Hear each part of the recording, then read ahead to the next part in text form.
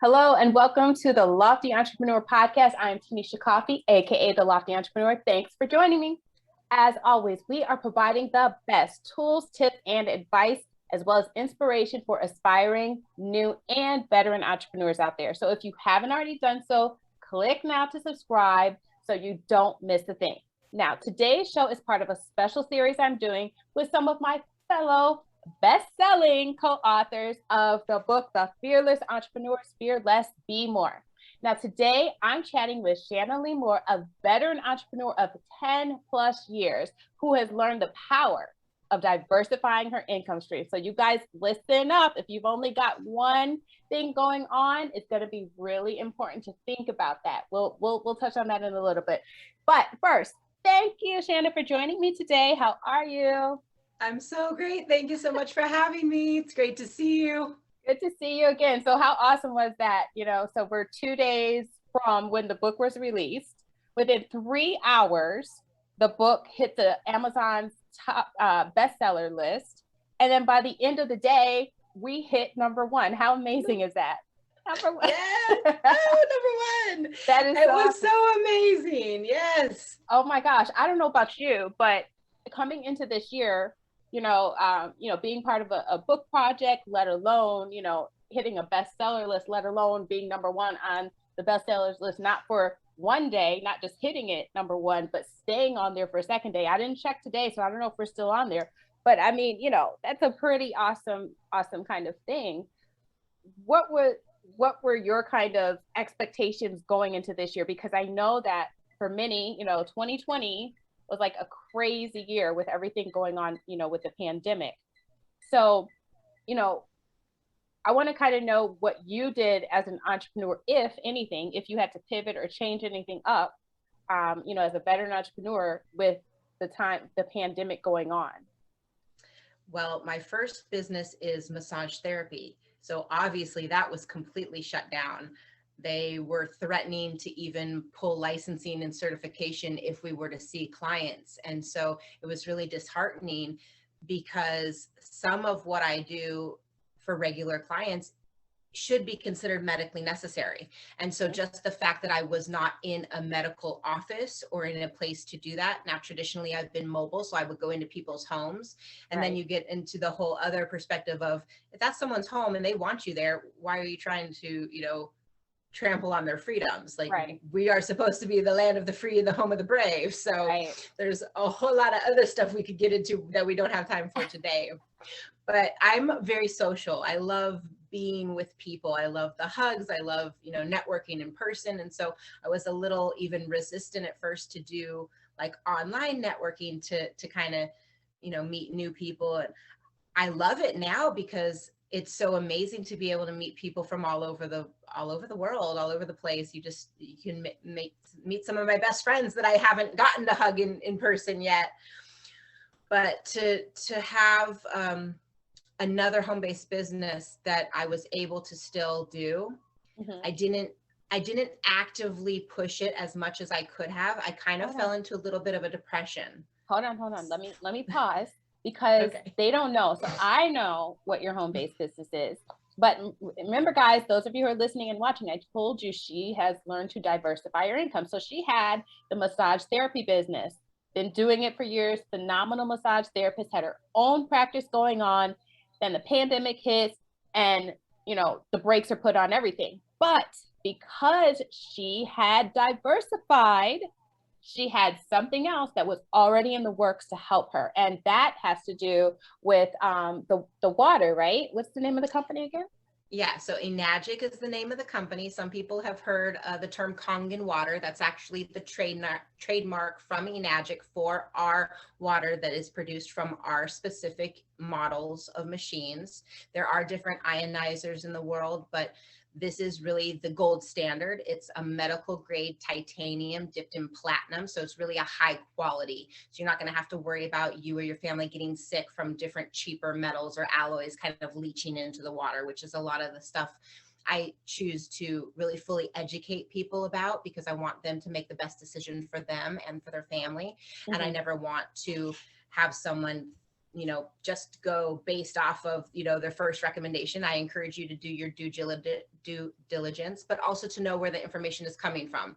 I like to provide people with videos or medical research studies or different things like quality caliber information instead of just Googling, because anyone can write a review or change Wikipedia or put a website up that talks trash about somebody else. And if they don't really have that to back it, then it's kind of like nonsense. But yeah, when I first learned about the water, I didn't even know what alkaline water was. So now, now that's a little bit more of a buzzword. People are seeing that in the stores, or they're going, to fill up from different places.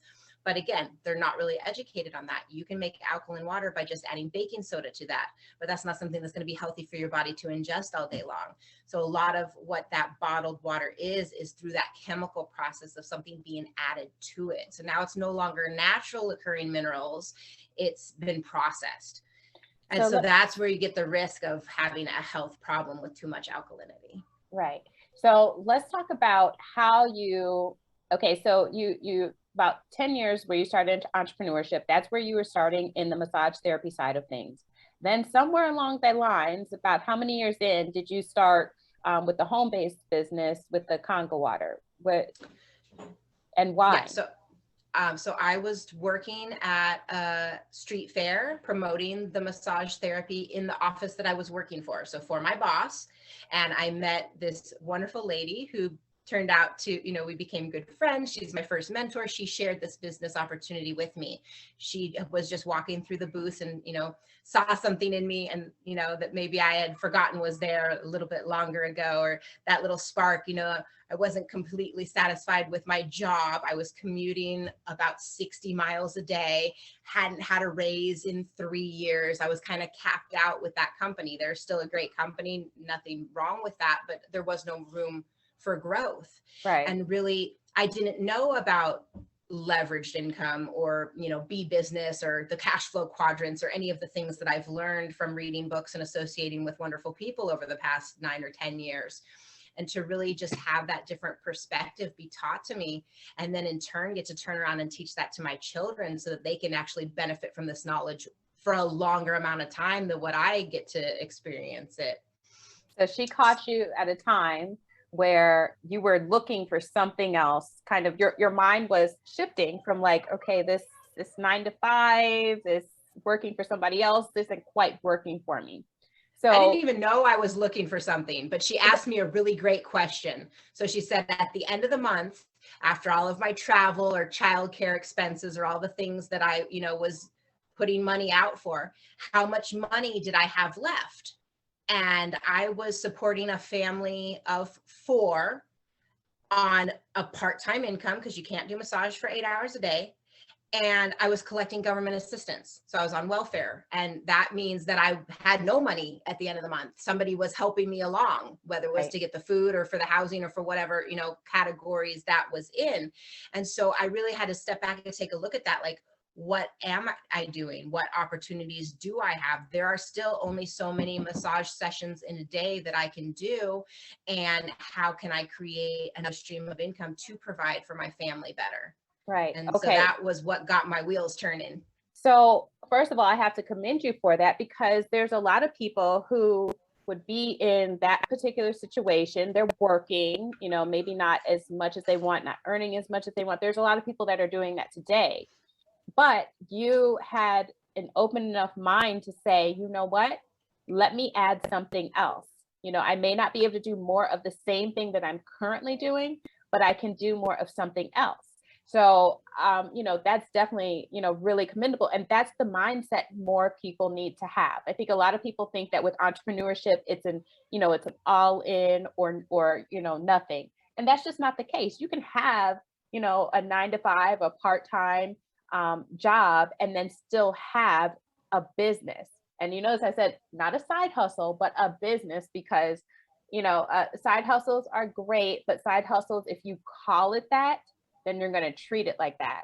And it'll take longer, or has, in my opinion, less ability to then become a full-blown business, because you're not looking at it to make it into a full business. You're looking at it as just a little something on the side of your main job. But for you, you zeroed in on it and said, you know what, this sounds like a great opportunity. It's something that aligns with what I'm already doing, kind of dealing with health, but then gives me the opportunity to branch out. Okay, so let's fast forward to the pandemic year, 2020.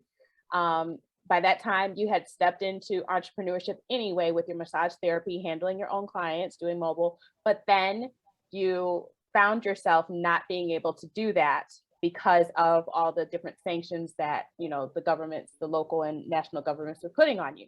So what did you do? What changed with how you were working the conga? Am I saying right? Kangen. Kangen. Kangen. It means sure, return to origin in Japanese. Okay. So what changed with how you were doing that business? Because most times if one business is going okay, people don't, they put the least amount of effort into the second business, but you had to kind of flip. So what were you doing with it? And what did you do to kind of begin to level that up, since you needed to replace the income that you were not able to go after with the massage therapy? Yeah, like I said, I fell into a little bit of depression, so I'm not sure if I actually did level it up. I was really grateful for it, especially when people were having difficulties finding bottled water or hand sanitizer or some of the things that this device, it solves a solution for them. I don't buy bottled water anymore. I haven't bought bottled water in 9 years. One of the waters from the machine is a sanitizing water that kills bacteria. So I didn't have to buy hand sanitizers or any of those things. I still had to worry about the toilet paper though. That was craziness. That's crazy, yeah.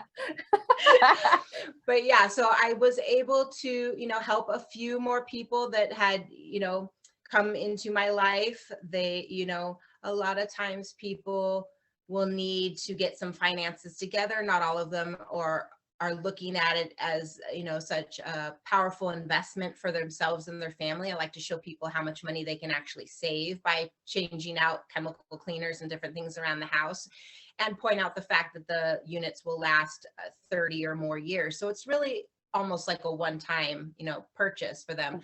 But it's like solar or any of those other kind of more investment type things that you have to have that long-term thinking to be able to really get that picture and see how it can actually save you money in the long run. I was already having water delivered to the house when I learned about it. So that, $60 or $80 for the delivery system, plus the bottled waters to go, in the kids' lunches or, the cleaners and things like that. There was a family in Seattle that they actually kept track of all of the stuff they were able to replace the first year they owned it, and they saved over $3,000. Oh, wow. So now you just multiply that out times the 30 that you get to use the device. And that was like, oh, it doesn't really cost that much then, because you're really seeing the value. So I was blessed to connect with another mentor last year during the pandemic, and he was able to share an app platform with me that contains some really great personal, financial, and like spiritual development audios and podcasts and things. So that is really what helped pull me out of my depression, just kind of getting back into association with people that are on the same journey as me, more of those entrepreneurial minds, being able to discuss ideas instead of, situations that we can't really change at the moment, like really thinking about solutions to problems instead of more, wallowing in my shortcomings, which is, homeschooling my kids and being in the house full time with all the domestic duties that I don't do so well. Listen, so you're speaking my language here, because, I do the same, those who listen know I'm a homeschooling mama of 3, so I, fully understand kind of the pressures of that. You're trying to run a business, you're trying to make sure you're educating your children to the absolute best that you can. And then there's just like the regular day to day. So I get that. I mean, last year, not when it first hit, but I mean, I went into a point of depression, as well, just kind of the whole pandemic there, there's only so much that you can kind of take, especially when it feels like you're kind of getting hit with those like 1-2 punches when you're trying something and it doesn't go right. Try again, it doesn't go right. try again and it still doesn't go right. There's only so much that you can take sometimes. But I think the lesson that, people listening can take away from that is that, like, entrepreneurship is a roller coaster, and there are going to be ups and there's going to be downs. You're going to feel like you're getting, knocked down sometimes really hard. But the key is understanding that you have to get up. Not getting up is not an option.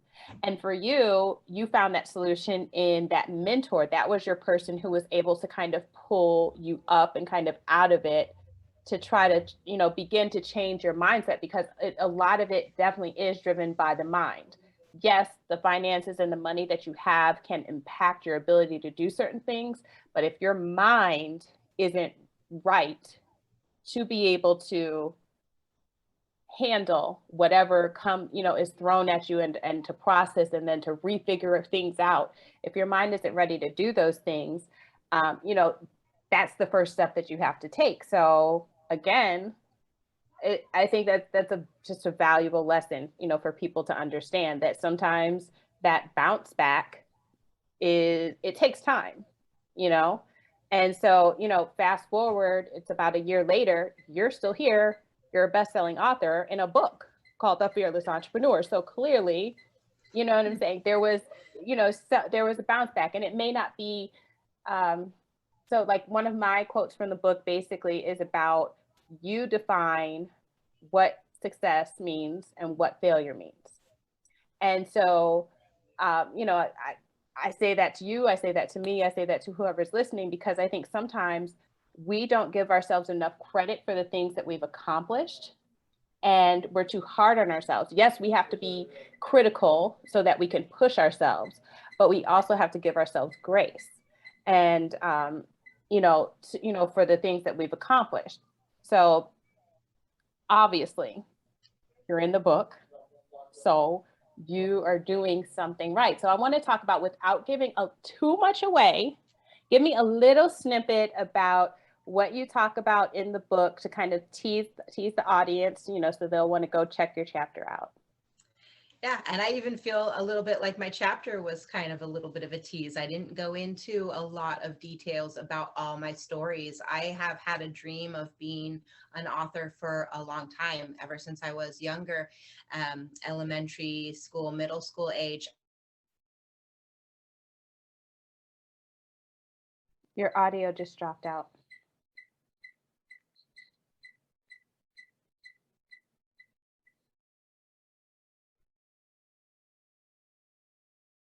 With people, but yeah. Your audio just broke out. So oh no, do it again. So you were talking about your chapter was a little bit of a tease. Yes, my chapter is a tease. A little bit to get to know me, some of my stories about how I learned about business and decided to go on this adventure and journey. I have been a poet and I write poetry, so I got to share one of my poems in my chapter to kind of introduce people to that aspect of my life.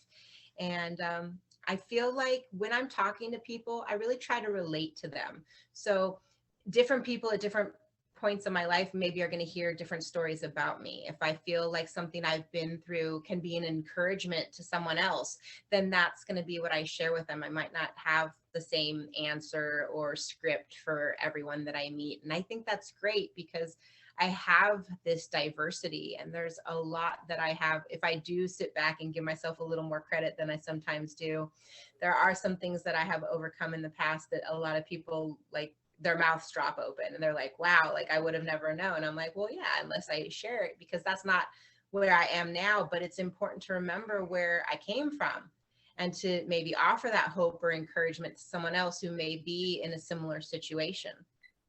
Absolutely. Absolutely. So as far as your businesses go, how can people reach out to you? You talked a lot about like the water and the impact that can have. And this is a global platform. So I want them to kind of be able to reach out to you to get more of that education about the water and the health benefits, and, to kind of get that along with the actual product itself. So tell everybody how they can connect with you. So on social media, Facebook, Instagram, now on Clubhouse as of Monday, and LinkedIn, I am Shanna Lee Moore. So that's ShannaLeeMoore.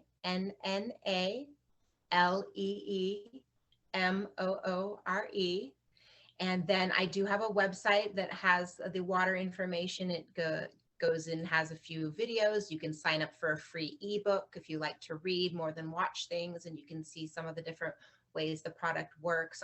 There's a demo link as well, and that is www.developingtruehealth.com. Awesome. Awesome.